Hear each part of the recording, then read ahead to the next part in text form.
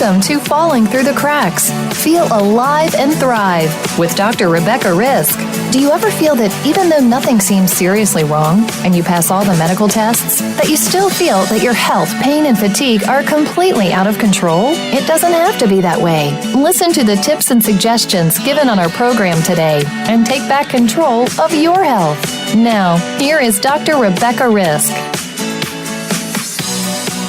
Hi, everybody. Welcome to Falling Through the Cracks. Today, we're talking with Dr. Sandy Skotnicki. She is the founding director of the Bay Dermatology Center and is assistant professor at the University of Toronto. Today, we're discussing her book, Beyond Soap, The Real Truth About What You Are Doing to Your Skin and How to Fix It for a Beautiful, Healthy Glow.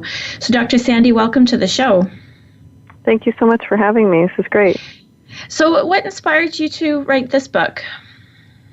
Well, I've been a dermatologist for over 20 years now, and my subspecialty interest is allergic reactions to things that touch the skin. We call this term contact dermatitis in medicine. And what I've noticed over the last decade at least, and all of my colleagues within this subspecialty, we're just seeing an increase in the number of people who are reacting to their personal care products. And really unbeknownst to them, they often blame it on food. And when we point out that it could be, an ingredient in their skincare, in particular shampoos were a big problem over the last few years, they don't seem to equate the two. And I think there's a disconnect with the public, and we can't, as physicians, in particular dermatologists, educate everybody that well because there's just not enough of us. So I thought I'd write a book for the public, a popular science book to help disseminate the message. Well, I'm glad that you've written this, and I think that you're not the only ones seeing a rise in allergies. There's a rise in everything everywhere, but of course you're focusing on the skin, so we are going to talk about that today. Well, actually, there is a connection, but we can get to that. Yeah, we definitely will. So first, let's just talk about the importance of the skin for our bodies. I know people always talk about it in terms of how they look. They're worried about certain wrinkles or coloration. But I think it's more important than just how it looks. Can you just tell us what it does? Well, if I could digress for a second, when I wrote this book, I think we already discussed why I wrote it. But what happened when I started to research for it? When you do a project like this, you start wide and then you go narrow. And I learned so much. And what I learned, I've always known that skin is amazing. It's our largest organ. But when I really started to read about all the aspects of the research in the last 20 years with respect to allergy, and we sort of alluded to that, it's not just skin allergy, it's like allergy to food and asthma. I realized that the skin is starting to be really foremost in all of these problems because our skin acts like a barrier. So it's very helpful to think of your skin like a brick wall analogy. And the bricks are the outer cells, or keratinocytes, or cells of the skin. And then the mortar is the sort of lipids and these other things that sort of hold this brick wall together. And what happens when we wash and just the act of water itself, and then you add detergent, we decrease the mortar. So we actually damage our brick wall, and this brick wall is trying to keep irritants or chemicals out or allergens out, and keep our water in and keep us healthy. It's like a permeable membrane, but our daily routines disturb it. So we've seen a rise in, of course, how clean we are, and this is I guess you could talk about this more. You talk about it in your book. I mean, we understand what germs are, and we became very afraid of them. And so what has happened in terms of cleanliness in our society? Well, this was a really fun chapter for me to do because I didn't really know anything about this, and my editor suggested that we need some history on, the beauty industry. How did we get to the point where we wash and clean every day? And what I found was that, just in 1950, people bathed only once a week. It was really the advent of advertising. So the first mass beauty product that was ever produced was soap, and that's Ivory. because it went from a commodity, which is just you went to your local grocery store and they cut off a block and they gave you some, and there was no branding. So as soon as there was branding, and that was really the thought process of the first family members that ran P&G, they linked the soap with a brand. And then what they started to do is they started to advertise. So as soon as they started advertising in about the 50s, the link was, if you use soap, you'll be beautiful. If you use the soap, and the ads are actually hilarious. If you look back at some of them, use your soap for a supple, and you'll find a rich man. Like they're crazy ads. And so what happened was it went from a tool of hygiene, and soap was remarkable. It saved thousands of lives during the war. And then once we understood the germ theory and washing your hands before surgeries and washing your hands to prevent the spread of colds and flus and disease. But when it was linked to beauty, it took off. And, indoor showers in 1950 and 60 were like less than 50% of North American households. And then it went, and it just skyrocketed, the production of soap.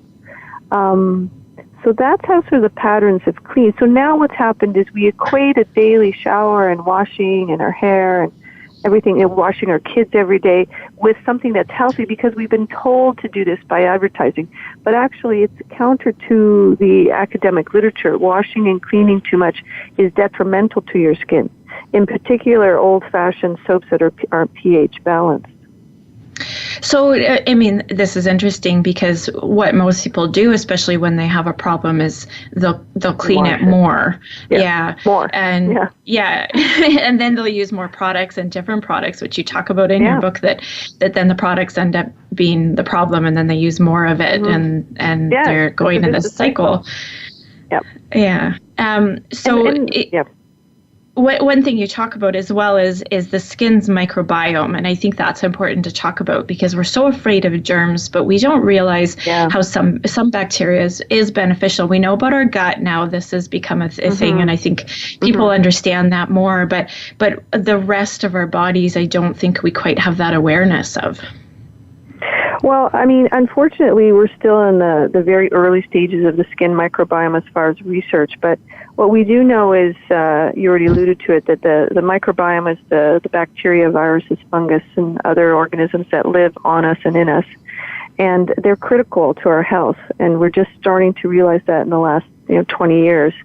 I like this analogy with respect to, the gut and the skin. You think of your skin has millions and millions and millions of bacteria or organisms, microorganisms, and they're there for a reason. Early on, they're there to train your immune system because your immune system doesn't know what's a good bacteria or bad bacteria, so it has to be shown that through training. And then what happens later on is if you think of your skin microbiome, let's say as a movie theater, all the seats are occupied by good bacteria. They're supposed to be there. And when you use antibacterials or you do things that potentially will remove those normal bacteria, you empty out seats, and that's when the resistant bad bacteria can come in, and that's part of what we're seeing in the gut. And we don't know everything about the skin yet, but we do know that microbiome bacteria diversity is very different in diseased skin, like with patients with eczema or psoriasis. Mm-hmm. Well, and I did a show earlier this year with Ann Bilkey, and she talked about the microbiome and her garden, which was really interesting because everybody's, and this is the same analogy, everybody's spraying pesticides in their gardens and wondering why things are dying. And what she did was actually feed all the bugs that were there. And then she had this beautiful garden, and her neighbors couldn't get the same thing, and they had the same soil. And I bring that up because what we're talking about is to have healthy skin would be, I would guess, to feed your own microbiome and have that healthy instead of killing it off. Well, that is part of it. Like I said, we just don't know right now. I think what makes me more frustrated is, again, it's another tool to make more beauty products and sell more stuff. But I'm trying to look upstream. The upstream issue is water and cleaning and just our social norms. Like if we did that differently, especially with our kids, if products were made differently that were pH balanced, because you need an acidic pH of the skin to have a healthy microbiome. We don't understand all the workings of that yet, but our skin is acidic. And when the pH goes up and becomes alkaline, it damages our ability of the skin to act as a barrier. It doesn't work very well, and it probably is doing something to the microbiome. The analogy of that is interesting, and that's what we call, with the garden there, that's what we call biodiversity. So it's not about good and bad, it's about having a diverse collection. And, I gave a talk on this, and I had this video, and I wanted to see how many people actually figured it out. So if you heard about the story of the wolves that were reintroduced into Yellowstone Park. Yes.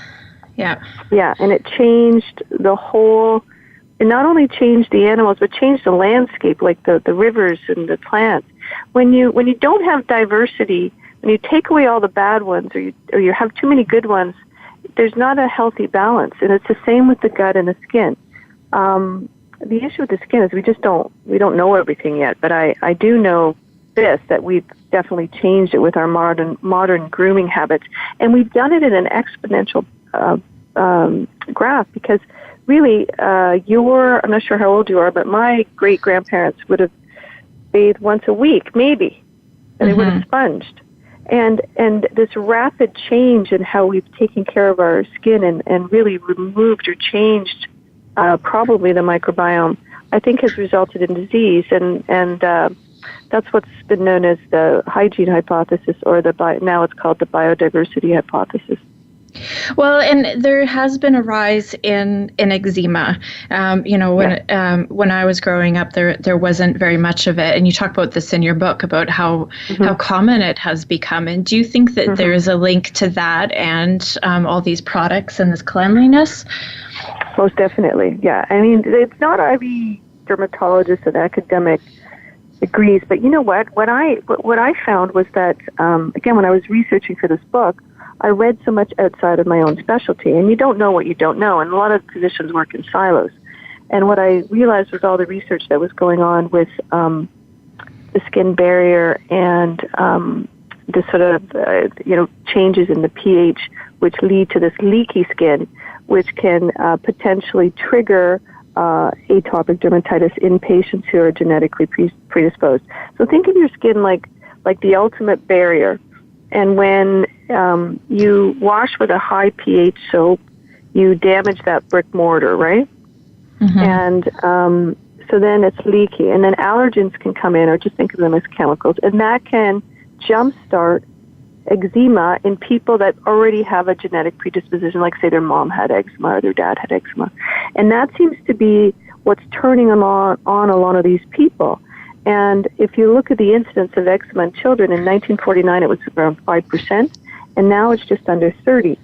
So when we look at patterns of disease, you can't explain that rapid increase genetically. I mean, genes don't change that fast. So there has to be an environmental component. And I'm writing a book chapter on some of this now for a science book, and I went even deeper into the science. And there's a link just even with water that decreases the mortar. And the more hard the water is, like if if it's got a lot of minerals, it affects the pH, and that can actually lead to eczema. So just the act of washing, and then you add detergent on top of it. I think we have. It has a role to play. Medicine's not black and white, as you well know, but there is definitely a role to play with how we clean ourselves inside and out. And this also, when I say inside, means like your food is clean, your house is clean, your water's clean, all of that. I mean, when you tell people that, they're so adverse to, like, they get all like, I can't shower daily. Oh my God, that's gross. Or, what do you say? Yeah. My lettuce has to be dirty, and there has to be a happy medium. It's not one or the other. And I think where we really need to make an impact is with the children, because that's where we can make the difference. Well, we are seeing a change with the children, and there's so many things that are a component, and one of them is the pesticides I talked about on our food, which is killing all the bugs. So, and then we've got, also our own cleanliness, not just our bodies, but in our homes. We're not using natural cleaners, which is what my grandparents would have had access to. Now we have these chemicals that we're using, and we don't understand what that is doing. Our environment is too clean, and we don't have that balance of the bacteria that would deal with the bad bacteria anymore, because we're killing all of it, and we're doing that everywhere in our soil, in our homes, in our bodies. Yeah, I think some of it though is to look at it the other way around though too. What you're doing a lot is not targeting the bad bacteria by using a lot of cleansers and things. You remember that empty seed analogy. You're actually removing the good ones, so that the bad ones have a chance to take their place. And that's what I try to tell patients. Like, think of it the other way around. If I don't wash, I'm going to get a bad infection. No, you're actually setting yourself up for a potential bad infection by over removing your good stuff, because then there's empty seeds. And I think sometimes the light bulb goes off and sometimes it doesn't. But I wanted to go back to the food allergy, the allergy aspect. We talked about a rise in atopic eczema, but there was a recent paper published in April in the immunology literature linking a decrease in the skin barrier in mice. It was a very detailed study in association with detergent. That and then the mice were sensitized to peanut and dust mite through the skin. So the thought process is that if you decrease that brick wall in babies or infants, and then there's peanut allergy, there's peanut around and dust, they can get sensitized through the skin. That's another pathway, and it's not just through the mouth, like through what they're eating. And that to me kind of made everything come full circle, because we have this protective barrier, and we've been messing it up through cleansing, and there's eczema, but now there's also the thought of food allergy.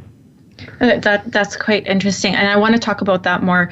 So we'll talk about allergies when we get back from our quick break. We're talking today with Dr. Sandy Skotnicki, and we're discussing her book Beyond Soap. We'll be back shortly.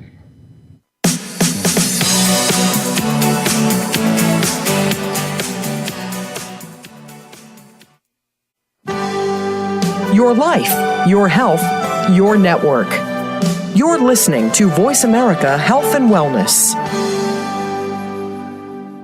The largest syndicated alternative health talk program has come to the Voice America Network. The Dr. Bob Martin Show is the program that will answer your health questions and help you to heal your own body of many different ailments. Each week, you'll hear the answers that Dr. Bob gives to his callers that help them to be their own doctor most of the time. We'll also discuss developments on the healthcare front and what you need to do to keep your body in top form. The Dr. Bob Martin Show airs Wednesday mornings at 9 a.m. Eastern, 6 a.m. Pacific on Voice America Health and Wellness.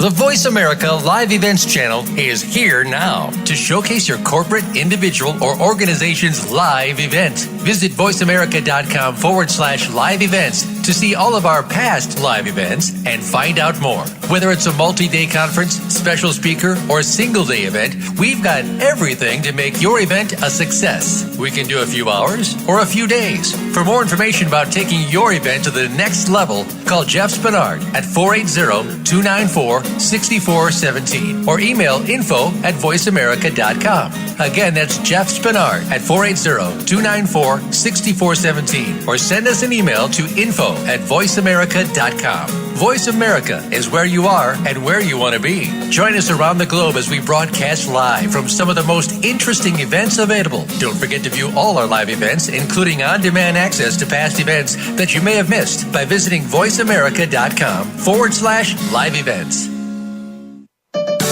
Your life, your health, your network. You're listening to Voice America Health and Wellness.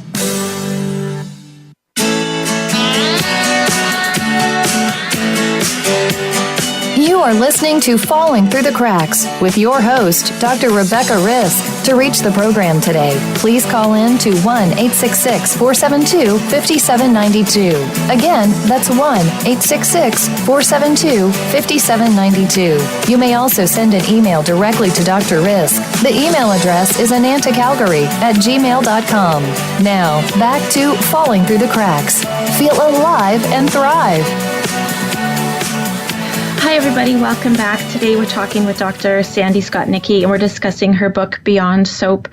So, Dr. Sandy, before the break, you touched on that if we are disturbing our skin and then come into contact with peanuts through the air, that can create an allergy. So I found that really interesting because I know that there's a relationship with pesticides because that's also damaging our internal microbiome. But of course, it does make sense that if we're disrupting our external, our skin's microbiome, that we're also setting ourselves up for this storm to happen. Yeah. Well, the problem is we're so early in this research. It's moving at light speed because it's pretty exciting because the skin is so easy to access to study. And, some of the leaders in this are in California. Dr. Richard Gallo is a research dermatologist who he just wrote a paper that showed that a normal bacteria on our skin called Staph epidermidis releases a peptide that actually can fight a bad bacteria called Staph aureus. And I mean, we kind of known this. Bacteria and molds and fungi, like they've been fighting each other. That's how penicillin was discovered, right? It was a mold fighting a bacteria. They've been fighting each other for millions of years. So if you disturb that sort of those armies or those villages, I mean, that may be the trigger for some skin disease. Anyway, we don't really understand. Well, you talk a little bit about a product in your book, but it's very similar to something I have in my home.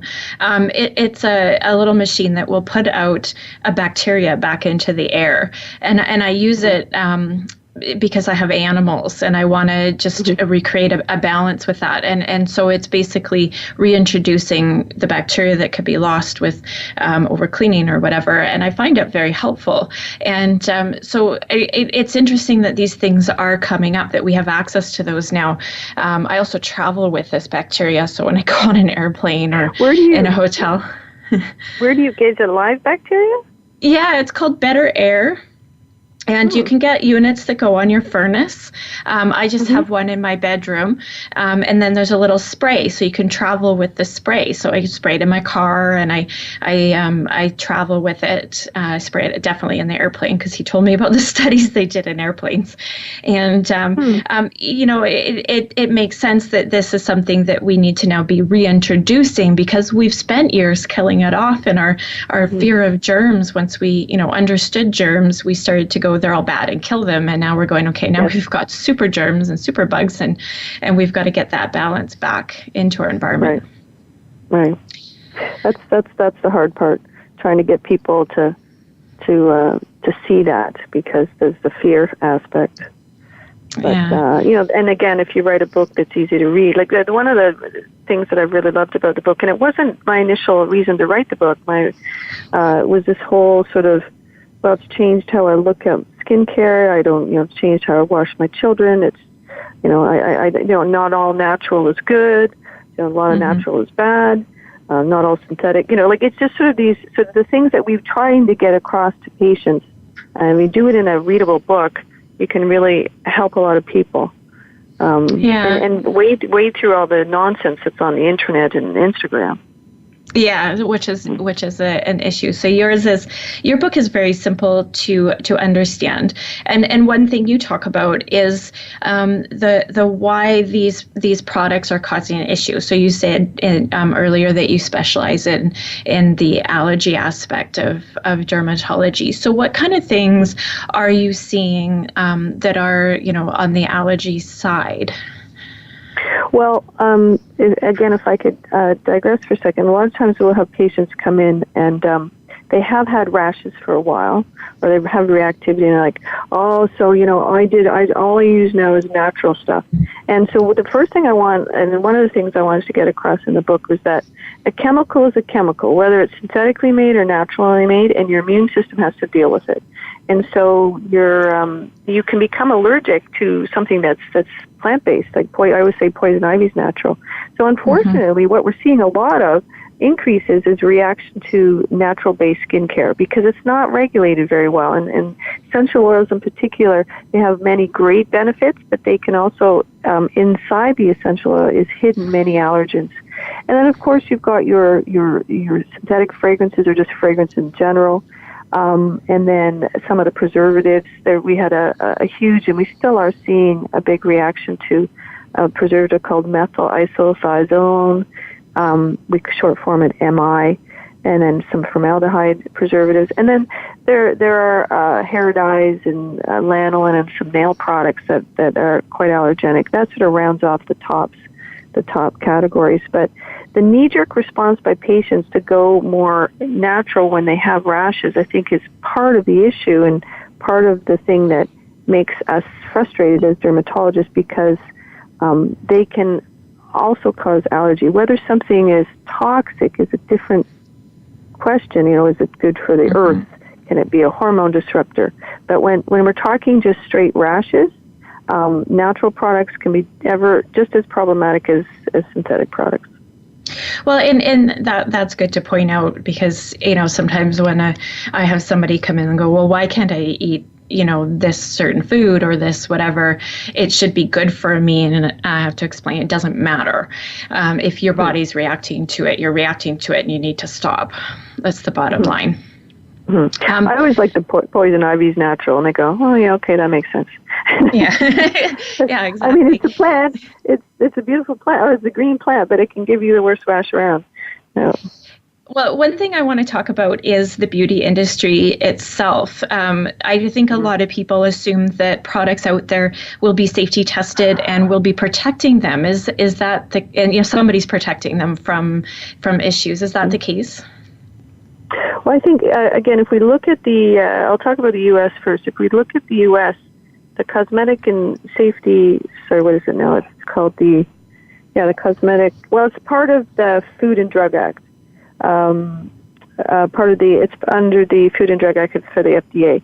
And, it's interesting, they've updated the food aspect and drug aspect, but they haven't changed the anything to do with the personal care or the Cosmetic Act since 1938. It's definitely changed since then. Even just from listening to this show, let alone what we just know, it's definitely changed. Right. So there were two senators, California's Dianne Feinstein and Maine's Suzanne Collins, who introduced new legislation in 2015 known as the Personal Care Product Safety Act, but it hasn't moved. It would give the FDA more jurisdiction over what's in personal care products, because as it stands now, the Cosmetic Act that was written in 1938 in the U.S. was basically when soap production started to really increase, and the government gave the running of it to the trade. So the beauty industry is regulated by the beauty industry. Now, if that's not the biggest, conflict of interest, now they do have some certain, checks and balances within it, but it's very hard. Like, big companies don't want to be told what they can and cannot do, right? Yeah. In Health Canada, it's under the Food and Drug Act, and, there are issues. And it's interesting that there's, what's her name now? She did a report, Julie Gelfin in 2016. She's the Environmental Commissioner, which is sort of a watch dog over the government. She's not an elected person. And she had a report in 2016, basically saying that there needs to be more regulations and disclosures of, placeholder ingredients like fragrance and perfume and flavor, because on packages. Because when you see fragrance on a package in Canada and in the U.S., you don't know what's in there. Like, that's another 20 or 30 chemicals that the consumer doesn't know. Part of that is governed by trade secrets, like what makes Pantene smell like Pantene. They don't want it uncovered, right? But I think there has to be more disclosure of what's in those fragrance placeholder names, because when we have a patient that's allergic to something, we can't tell them how to avoid it because it's not going to be written on the package. Right. Well, in our skin, it's still something we're putting in our body. And if food has to be labeled, I think products that go on our skin, to be honest, I think everything should be. And this is even beyond the beauty industry. We know that there are 88,000 unregulated chemicals in our world, in our off-gassing of our homes and retardants and that kind of thing. And we're being exposed to things that we don't understand what they're doing to us. And this is one of those industries that really, safety should come first over going, oh, it's our trade secret. I think our health is more important. The FDA has no jurisdiction right now on the Cosmetic Act, right? And in Canada, I don't know what's happening. We've written to them a couple times, a group of dermatologists, and said we need more, disclosure on fragrances and labels like they do in Europe, which I talk about in the book. But nothing is moving anywhere. It's hard to go against the big lobby groups in the U.S., I think, and in Canada. I'm not sure why we haven't changed anything. So I want to talk about just the fragrance part, because I don't think everybody will understand. I read your book, so I know the term fragrance on a label. What does that mean? Okay, so if you want to produce let's say you want to start your beauty industry and you want to produce a lotion, you've got to go to a chemist, or if you know what formula you want to, they put all these chemicals together, and that's your formula, right, for the body lotion. And if you use, so there's so many chemicals that you can choose from in the cosmetics database, and if you use certain ones that are considered to be fragrance molecules, then you can't label your product fragrance-free. You could label it unscented if the resulting lotion didn't smell. So you have fragrance molecules in your lotion, but when you smell it at the finished product, there's no smell, so you can label it unscented. So fragrance-free on a label is supposed to be helpful. The way that some manufacturers, because now there's a push, like a lot of people do want fragrance-free products, they get around it by putting in organic, like they'll put in, so I was just in the grocery store the other day, I picked up a bottle that said fragrance-free on it, and it had lavender in it. That's not fragrance-free. Lavender has fragrance molecules. So the labeling is very frustrating. It doesn't always help patients.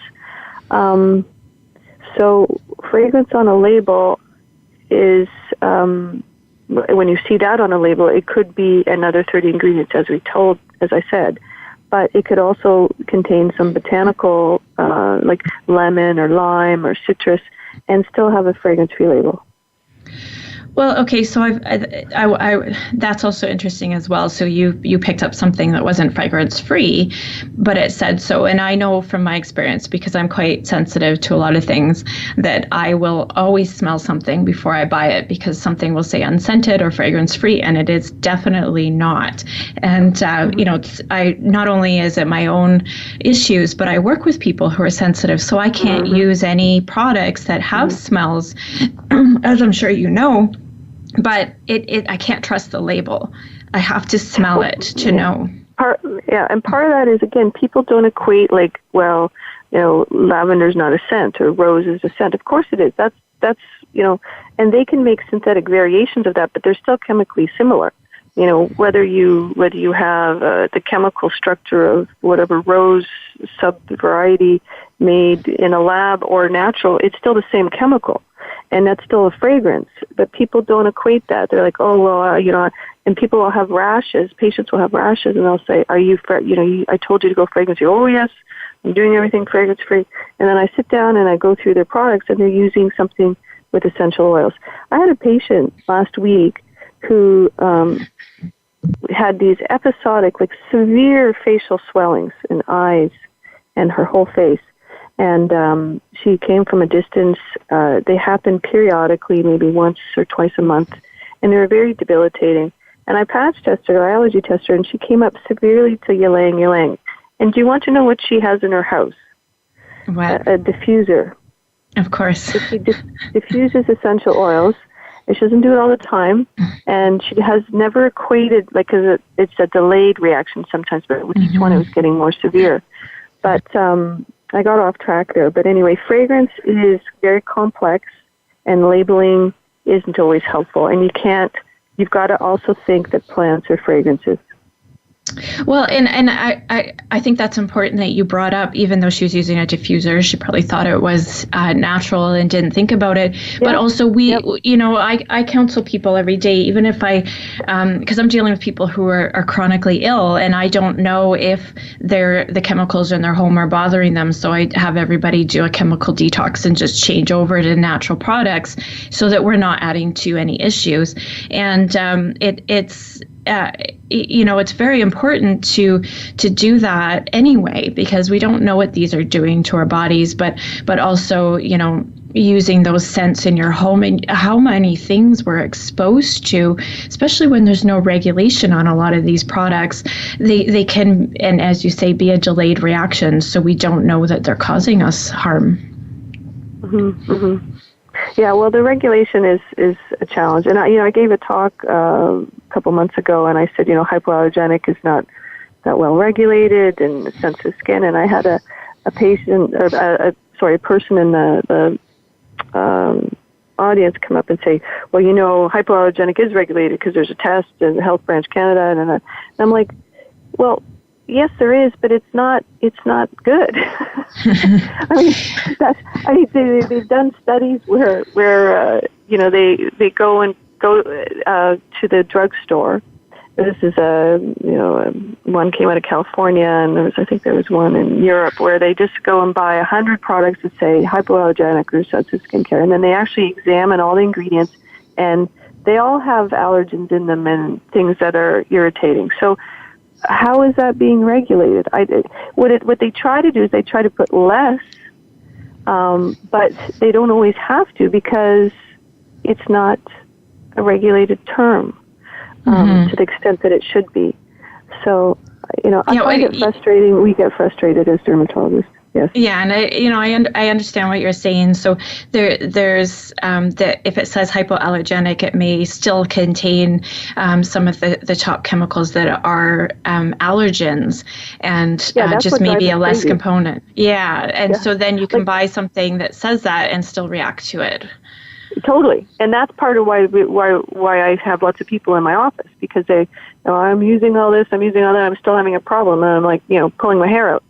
You pick up a hypoallergenic product and it's fragrance, and you're like, fragrance is the number one cause of allergic and irritant reaction. So how the heck can that product be hypoallergenic if it's got lavender or fragrance or lemon or lime or and it's a constant trying to educate patients, and that's again part of the reason I wrote the book. And, it's interesting. I what I've found, because it's been out now since May, is patients will come in and they go, wow, I didn't really know any of that. And wow, that makes so much more sense. And, I'm not itchy anymore. And it's that kind of thing that really is where the light bulb goes off and they realize. I also talk about in the book the accumulation of everything, because a lot of people have problems intermittently, and that's what really gets people stumped. Well, how come I'm okay some days, and then some days I just have a bad reaction? And I said, well, it depends on all your products. And if you think about everything, especially females, if you added because your shampoo and your conditioner go over your face, right? So you add those two products, plus your cleanser, plus your moisturizer, and your concealer, and this and that. You add all that up. That's about 300 chemicals or 400 chemicals. And they all have to play nice together. And sometimes your skin's just like, oh, I've had enough. I'm done. You get a little red, you get a little goes on strike. You get a little burning. And people want to know why. And we're like, because you're using 10 things. Yeah. And because that's just the way you're reacting. We're going to take a quick break. We're talking today with Dr. Sandy Skotnicki, and we're discussing her book, Beyond Soap. We'll be back shortly.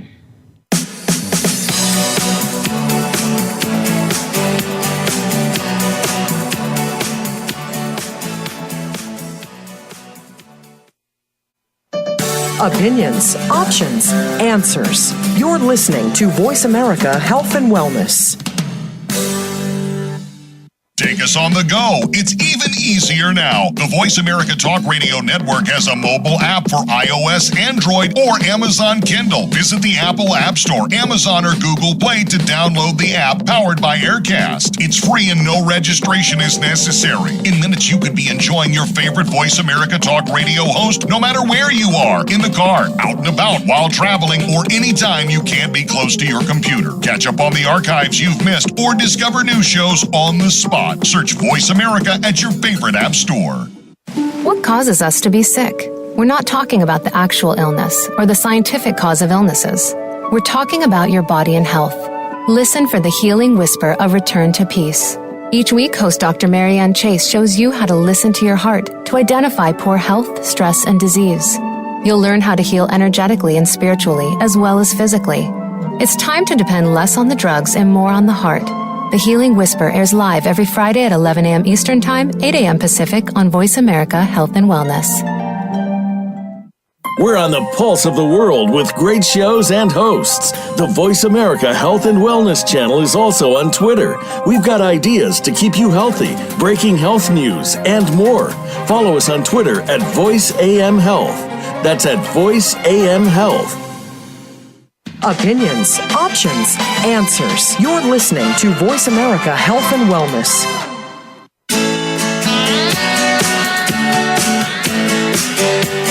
You are listening to Falling Through the Cracks with your host, Dr. Rebecca Risk. To reach the program today, please call in to 1-866-472-5792. Again, that's 1-866-472-5792. You may also send an email directly to Dr. Risk. The email address is anantacalgary@gmail.com.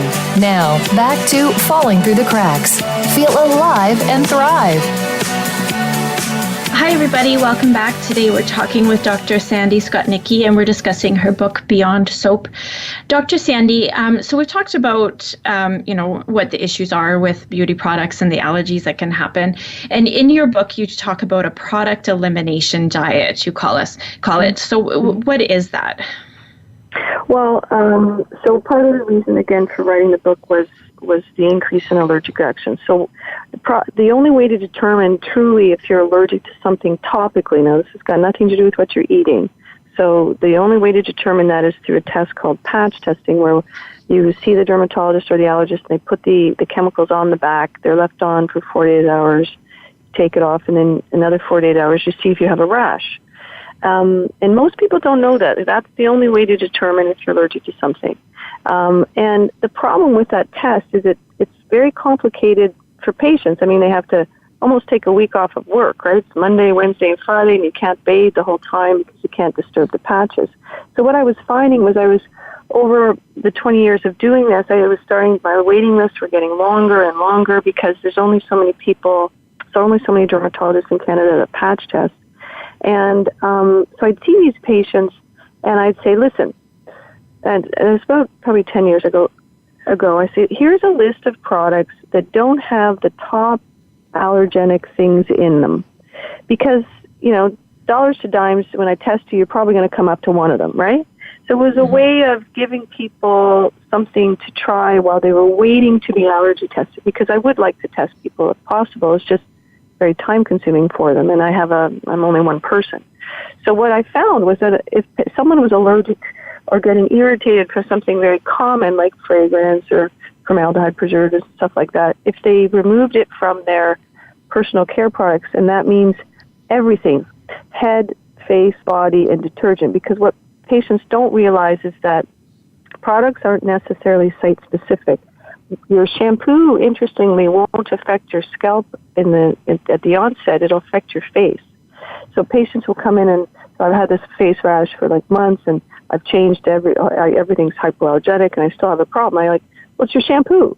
So the list is, it was sort of a play on words, product elimination diet, like a food elimination. You eliminate everything, all your products. Don't throw them out, just put them in a box. You go from this list with respect to your head, so shampoo, conditioner, face, body, detergent, and then once you're better, you then can reintroduce products from your old group, 1 per week. And then if you can't figure it out, then we definitely need to allergy test you, because you may be allergic to something that's very common across all skincare. But and that's how it sort of came to be. A lot of dermatologists use my list and altered it slightly for their favorite fragrance-free and allergen-free products. But and the part of the reason for this list too and this diet is because the labels hypoallergenic and sensitive skin can't be counted on by patients, because they use those and they still have rashes, and that was part of the impetus to do the diet. Well, one thing you talk about in that diet part is that people will go looking for a product you recommend, and that the pharmacy won't have it, and so they're offered something else that's hypoallergenic, and then they're using something with scent in it, and so you're very specific on what people can use. I think that's important, just so that you can figure out what is the issue. Well, what's also fun, what's happening now is because you get a community through my website, and people read the book there. I had somebody from Australia say, "Have you ever heard of this product? It has none of this and this and this and this in it." And then I can add it to the list, right? Because with the internet, you can order things from anywhere. And I've also had the reverse happen. People will read, "Well, how about this stuff? Isn't this really good? I thought this was great." And I'm like, "Well, it has." I'll send them back an email and say, "No, it has this allergen and this allergen." It's hidden in the plant aspect, right? And some of the pushback I've gotten about the diet is that, well, I don't have any problems with my skin, and I can use whatever I want, and I don't have these issues you're talking about. And I'm like, that's great, but here's the deal: what happens when you do? When you do, you're going to go to the drugstore or Sephora or somewhere, and you're going to get another product to fix your issue. And it's going to be a vicious cycle. Well, and also, even if you don't have issues with your skin, just talking about the damage that we're doing to our skin and our immune system and our microbiome that we don't completely understand yet, to me, it seems really important to actually make that change, even if you don't have issues. Yeah, and again, that sort of really comes back to, I think, with some of the microbiome research in the skin anyway, is that when you're an adult, it's pretty set. Like there's a bit of a fairly equilibrium now. Like you've changed it. It's hard to alter it potentially. We don't know that yet. So where again this comes into play is with babies and children. And now whenever I see a patient in my office that has bad eczema, I'll say, listen, the latest research is when you have children, you can prevent them from developing atopic dermatitis and potentially what we call the atopic march, which is then asthma and hay fever-like symptoms and food allergies, if you don't use soap on them, don't use sodium lauryl sulfate, and you moisturize them preventatively. And there's a great study that was just published last year to prove that, and now they're going to do longer-term studies looking at, because the drug companies have all these great drugs now to treat all this inflammation of the skin, but no one's looking at the upstream issues as to why we have so much inflammation in the skin. And I think that's where it's going to come back to microbiome disruption, skin barrier disruption, but it's hard to change social norms. Yeah, and when we have, even though there's medication for it, a lot of children with eczema are still in pain and uncomfortable, or anybody with these issues. So really, it's more about prevention in my mind of not having that issue, because the medication is still uncomfortable, or you're still uncomfortable on it. Yeah. But a lot of mothers or parents don't know this information because they go to the beauty, the drugstore or wherever, and they're going to get something that's. You mentioned earlier that your mom made soap. Now, this is great, but if it's high pH, it's so bad for the skin. And most naturally made milled soaps are high pH because they're made with lye, and that high pH is very detrimental to the microbiome, because remember, the microbiome needs an acidic pH and potentially the barrier.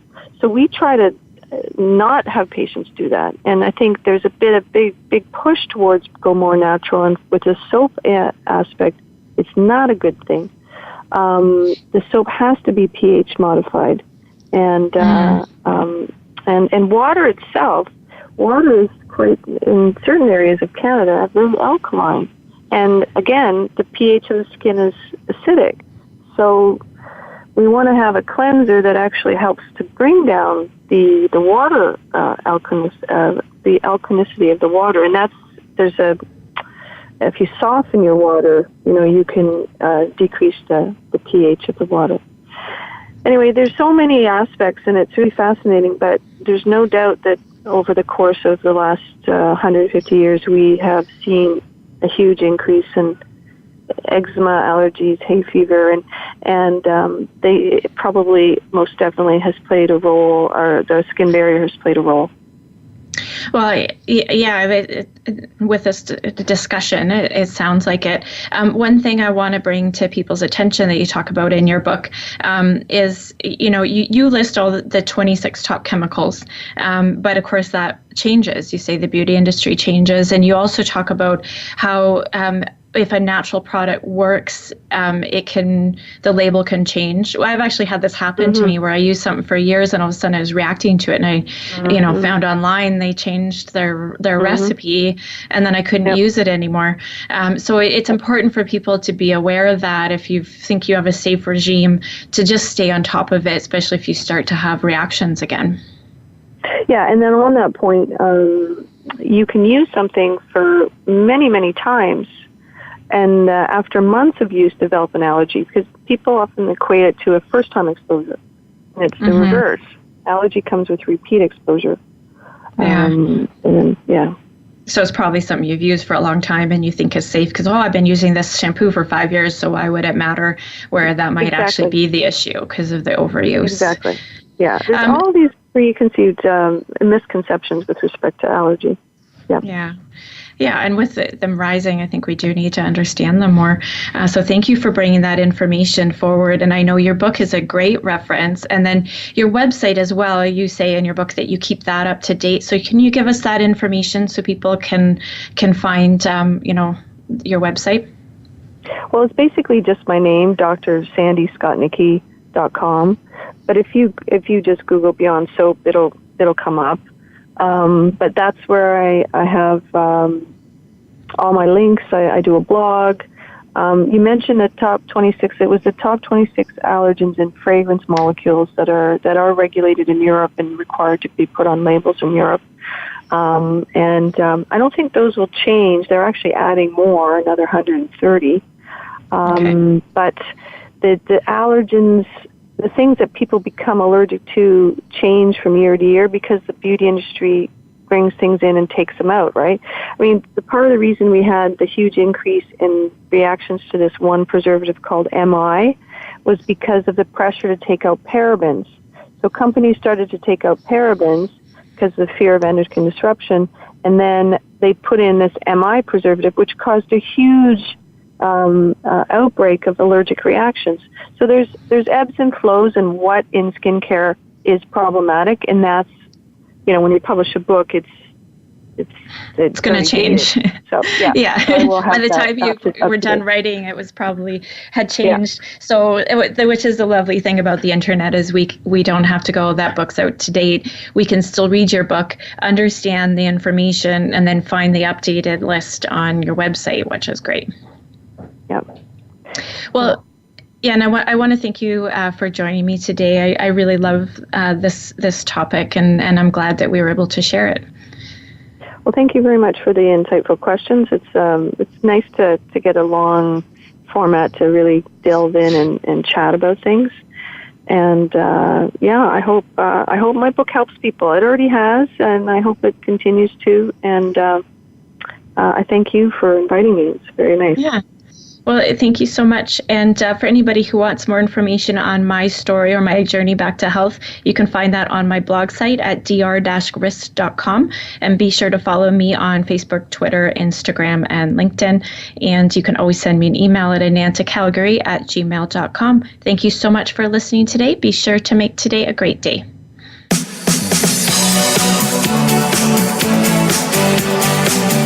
Thank you for tuning in to this week's edition of Falling Through the Cracks. Feel alive and thrive. Please join Dr. Rebecca Risk again next Monday at noon Eastern Time and 9 a.m. Pacific Time on the Voice America Health and Wellness channel. We'll talk more next week.